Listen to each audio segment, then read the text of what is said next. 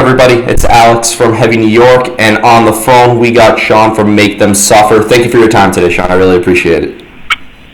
Thanks, Alex. Thanks for having me, man. Yeah, it's so awesome to have you here. How to Survive a Funeral, which is scheduled to come out later this year. These two new singles, Erase Me and Drown in Me, could this serve as like a clear representation of what the whole album is going to sound like, or is there going to be a lot more elements incorporated? Well, definitely production-wise, the same kind of like style of production sort of seems to flow throughout it. But I mean, the album itself is pretty varied. There's a lot of elements that we've included in the sound that we've never really done before. But at the same time, I don't think it's not an album that we're trying to push heaps of boundaries creatively. I don't think it's more an album of refining our pre-existing sounds. But certainly there are some things on there that are pretty different for us at the same time. Yeah. Mm-hmm. Well, when you look at like your albums like Never Bloom or Old Souls or so on and so forth, is it almost kind of like representative on like who you are at that particular time in a way? I'd say so. Yeah, it's a representative of that, and also just like what we're listening to at the time, and exactly what's going on in our lives at the time. A whole bunch of different factors. Mm-hmm. Yeah. Was there a preconceived idea on like what you were trying to achieve with How to Survive a Funeral, or was there kind of like a lot of improvising involved and things kind of happened organically? It was very improvised. Like, we came into the studio with about 3 songs written and like a handful of riffs, and it was our first time working with a producer of Drew's caliber, who we worked with, Drew Fulk. And we kind of wanted him to really be able to contribute to the songs and the album, I guess, from the get-go of songs formation. So as I said, some of the songs were formed right in the studio with Drew, writing with him, and I think that gave the album I guess its own unique flavour, where we really took Drew's advice and opinions on board for this one, and I think that gave this album kind of like a flavour or something that the other albums don't have. So it was very intentional, but it was kind of, it was happy accidents. We were just rolling with the punches and seeing what came out, essentially. Yeah, I've always said that working with a producer's like the 5th Beatle, the 6th Beatle, if you're in Slipknot, the 11th Beatle. So I'd imagine, like you said, Drew Fulk definitely brought in a lot of new elements to Make Them Suffer, right? Yeah, for sure, and something we've never done before, and like having done it now, I mean, it was such a great experience, and not only for his contribution, but also it wasn't so much that he really contributed that much creatively. Like, we wrote all the parts and stuff, but it was more like he was the middleman between Nick and myself, and like allowing our ideas to be heard by each other almost, because like a lot of the time you have a lot of like clashes. Nick and I have in the past had a lot of clashes, and I think a lot of that has come down to like Nick not fully understanding like where I'm coming from with an idea, or vice versa, and running it through Drew, who was like a middleman and like a facilitator of those ideas, and so he would quickly like bang something out and then say, oh no, I really see where Nick is going with this idea, I really see where she's going with this idea, and just quickly would just demo something out and just broad strokes paint a picture of what the idea was, and I think that allowed for more of our personalities to really come out on the record, which was rad. Yeah. When it comes to being a vocalist, do you need to hear music in order to come up with lyrics, or is there ever a time where you have like a concept in mind and maybe that could help determine the outcome of the music itself? I mean, throughout, I always keep like a notepad, or just notes in my phone, not an actual notepad. I wish that was that. It's 2020, man. More like lines. It'll just be like 2 lines that I think sound really cool together, or something like that. And then sometimes just from those 2 lines, when I then go and use my notes as a reference when I'm given the task of writing the lyrics. Sometimes like a whole song will form just from like that idea or those 2 lines, essentially. Yeah. You ever worried that you'll have like the best lyrics ever, and then they always go like 1 syllable over or under the actual arrangement? Yeah, it does happen, but I mean, that's like I think syllables are the most important thing for me. Like, I think the lyrics actually come second to the phrasing and all that sort of stuff. And I mean, I've just done it enough times that I'm pretty good at like rewording things and chopping it down so that it kind of still has the same sentiment lyrically, but fits within the constraints of the music. Yeah, and so it always helps when you have music, because maybe when there is music, you almost have more of like a clean-cut idea of what you want to sing about, right? For sure.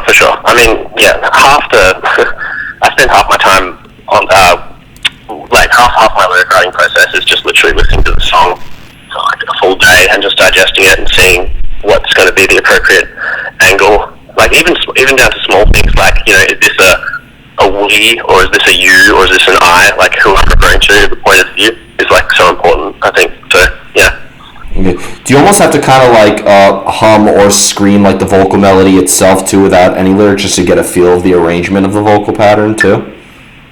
Yeah, definitely. And when it comes to, I actually like specifically picked up guitar for this, but when it comes to writing choruses as well, I find like there's an acoustic guitar laying around, and I find it's ways to come up with vocal melodies, just strumming along, because you kind of get a better understanding of where the vocals sit within the chord progression and where the changes are and stuff. It just feels more natural coming up with a melody that way. We just usually scratch out like rough patterns and melodies, and then I'll fill in the syllables afterwards. Yeah, and like kind of going back to the lyrics, is it fair to say you like to leave the lyrics open to interpretation, or do you try to maybe convey a certain message into the songs in order to get the listener to see things from your point of view? Yeah, I mean, I try to keep as much open to interpretation as possible these days. I mean, the lyrics are like, for the most part, like pretty personal for me, and so some of it is about experiences I've had or people I've met and people I know and stuff like that. And I guess when I'm writing, I'm trying not to like make it feel that way. I'm trying to make it relatable for anyone potentially, but sometimes it gets very literal and kind of takes you out of that whole it could be anyone moment. In general though, like in the past I used to be quite conceptual and really try and tell a story. These days it's a little bit different for me. I think I just wanted to leave it a bit more open-ended, rather than it being like a concept album or a story or anything like that. It's just kind of like follows this theme, and like all the lyrical theme and even the music itself, I guess, kind of is surrounded by this idea of like death, and which is a pretty morbid subject if you talk about like the word funeral. It's obviously a time of mourning, it's a sad time, but then how to survive a funeral is kind of like, it's a bit tongue-in-cheek, it's like maybe a lighter take on a really dark subject, and that's the kind of like juxtaposition that we have throughout the whole record. So it's kind of like a light take on a really dark situation, or a really dark take on a light situation, and then all the weird complex colors and emotions that fall between that.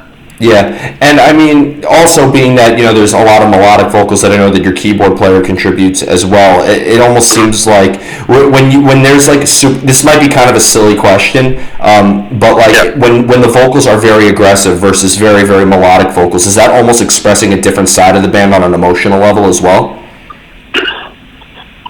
Yeah, I think so. Yeah, definitely. It's part of that whole juxtaposition, I think, and it just like adds more to that. Sometimes I feel like the lyrics themselves, like the perspective of the lyric, needs to change when she's singing, because it's she's almost a completely different voice, like speaking from a different side of the fence, maybe, or something like that. But yeah, it's definitely feels like an entirely new like a counterpart to me, I guess, and then it like kind of like is usually the lighter section in the music and stuff. So yeah. Yeah. Do you almost have to be like on the same level emotionally when you're tracking the vocals, so it sounds like you guys are on the same path in a way?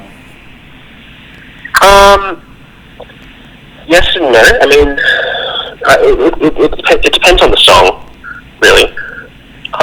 There's been, I think like the most important thing is when I'm writing stuff felt like she needs to be there as part of the process, because if she doesn't quite understand where I am coming from when I'm writing the initial melody and stuff like that, she won't really see the full picture. But if she's there from the get-go and she's like there in the moment and kind of like understands where I'm coming from with the lyrics and stuff like that, she'll have a better understanding of how to deliver it on an emotional level, I guess, and the head voice, chest voice, all that sort of stuff. So.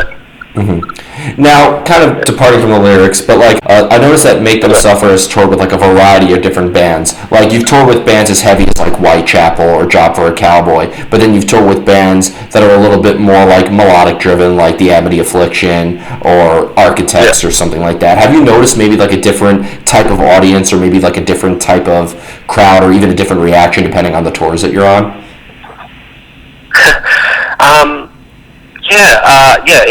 It has been pretty different. I mean, I think, it's pretty difficult to say, because I mean, when we play with a band like the Amity Affliction, we're much like, well, at least for that was a really big tour for us. So we were quite like low on the bill, and so people were just getting warmed up. So that definitely has a part to play. But I think that people generally like react pretty differently to certain. I think it's more to do with like how long the band has been going, and like the age demographic, I guess, because Whitechapel are kind of like, well, a band like Amity Affliction, for example, have a very like young audience, and so they're all like in the front row, like ready to move and having a great time and pushing each other around. Whereas like some of the older guys that would go to like a Whitechapel concert, maybe for example, like they might kind of just want to watch and appreciate the band, sort of thing. So that seems to affect things more than like the genre of music we're playing. I think that like the same people that listen to Die Hard as Murder and Whitechapel and stuff also enjoy A Day to Remember, and people sometimes forget that, I think. So yeah, definitely. I think it's because A Day to Remember, especially when you listen to a song like Have Faith in Me and then compare that to a track by Whitechapel like This Is Exile, you'd be like, wait a minute, how could people enjoy both? But people are more open-minded than what they think. Yeah, and I think that's what bands like give them credit for as well. So that's why we've taken a more open-ended approach and just like letting more ideas happen with our writing process and stuff. You ready for the most difficult question of the interview? Yeah. How do you know when a song is done? When I can't be bothered anymore. What? When I can't be bothered anymore. Because you honestly keep working at a song for ages, dude. It's just crazy. And then sometimes I'm just like, okay, we've spent like 3 days on this song. Let's like just finish it, and then maybe we can come back to it at the end of the recording process. But if we don't find the time to do that, then so be it. This is it. And I think that's that's sometimes you just need to get shit done, And I think that like there's so many really talented bands and guitarists and like bedroom producers and stuff like that just spend ages, like years and years, like perfecting the most perfect masterpiece. And the thing is like in that situation, you're way too close to the thing. You don't understand that, for someone just listening for the first time, your music video or your song is going to be something that pops up in their feed for like, maybe 2 or 3 times the day of its release. And, if you've done a good job at marketing or something like that, they might click on it. And if you're really lucky and you've done a good job at songwriting, they might get through the first 30 seconds or something. That's the reality of it. And so, when people become too close to these projects, I think it just becomes, you get all in your own head about it, and you're unable to make good decisions, I think, because you're too driven emotionally by it. So sometimes you just need to like put your foot down, and like I'm always the one in the bird that's like needs to step back and need to like just chill out. The song's fine. Stop being such a perfectionist, sort of thing. But yeah, and I always have to tell myself that, because the reality is like no one's gonna. The average listener isn't really going to care if that like pre-chorus went one extra time longer than it should have, or something like that. You know, like it's just not that important at the end of the day, I don't think. And sometimes you just need to get the song finished. Yeah. I have two more questions for you, but when it comes to playing live, kind of going back to the live presence, is there maybe a similar energy in how you play live versus when you're songwriting, or is it almost kind of like a different art altogether that you have to master? I think live is like the performance of the headspace you were in when you were writing the song, I suppose. And I kind of feel like, it's difficult to explain, but I almost feel like I've created this personality, or my live personality is I'm only able to express through my music. You know, it's not something I can just like hop into, but it's almost like a different side of me completely to just normal Sean. You know, so I'm struggling to find a way to put this, but I mean, I guess the two do go hand in hand, but at the same time, like you can write like a really good songs, really good albums, and be absolutely horrible live, or you can be like an amazing live vocalist and write horrible songs. But I think the best like performers are the ones that are able to merge the two together, and you can really see the personality of the writing through their live performance, and vice versa. Yeah. Mm-hmm, definitely. Do you almost kind of like have to portray a character on stage in a way? I mean, I think of it as that way, but like, in the last couple of times we've played our last couple tours, I've really started to feel like a lot more comfortable on stage, and I've found that it actually helps just kind of like, getting my head in a certain space where I feel as if I am like, the embodiment of the music or the lyrics sort of thing. I'm just kind of going into that headspace and trying to get back to, where I was at, the frame of mind I was at when I was writing the lyrics. Mm-hmm. And then through that, like, this, I don't know, character comes out, I guess, I don't know. Yeah. Well, do you sometimes, because sometimes you're working on a song for multiple days, do you find it like maybe like the longer you're working on something, the harder it is to kind of maintain that headspace to when you initially started it? Well, considering a lot of our lyrics are quite dark, and a lot of our songs are quite dark, it doesn't, it kind of maybe makes it easier, I don't know, because then I'm just like, depressed, the song's not getting finished, and I'm just like, 4 days into this song, and I don't know, getting takeaway food and feeling like shit, and so that's kind of what the music sounds like sometimes, maybe, I don't know. So it's not the end of the world, no. Mm-hmm. And the final question I wanted to ask you is coming from the Australian metal scene, I've interviewed a lot of bands from Australia, but like it seems like almost for your style in a way, like it's been kind of like a capital with bands like Parkway Drive and Thy Art Is Murder and Polaris and a lot of other bands. Like, is there kind of like a scene in your region of Australia? You're from Western Australia, right?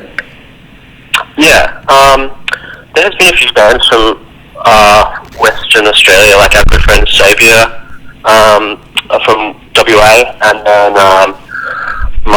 the Miles Away is an old hardcore band, and so is Break Even. But that was more the hardcore scene, like rapcore, metalcore started getting really big, at least in our scene.